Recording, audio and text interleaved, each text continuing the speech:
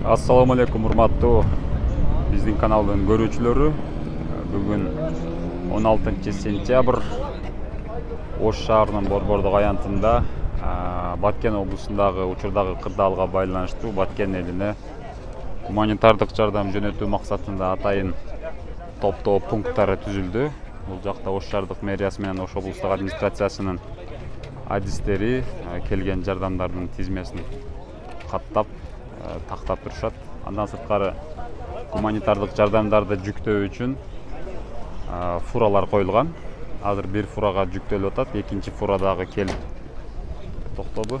Бул жерде Ош облусунун Кара Суу районундагы бир нече айыл өкмөттөр өзүнүн жардамдарын алып келип жүктөштү. Сарай, Сарыколот, Мады, Нариман жана башка.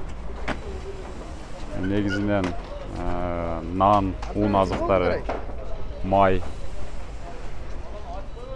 одеялы, ошондой эле жаш балдар үчүн памперс сыяктуу керектүү турмуш тиричилик каражаттары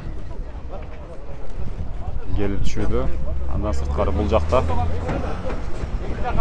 Араван районунан келген гуманитардык жардам.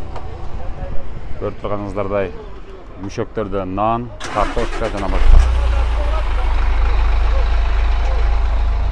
Эгерде кимде-ким Баткен окуясына байланыштуу жардам берем деген болсо, мына ушул Ош шаарынын Борбордук аянтына келип, бул жактан берсеңиздер болот. Акчалай жардамдар үчүн атайын кутучалар орнотулган. Андан сырткары гуманитардык жардамдар үчүн тамак аш азыктар жана башка буюмдар үчүн бул жакта жүк унаалары токтотулган.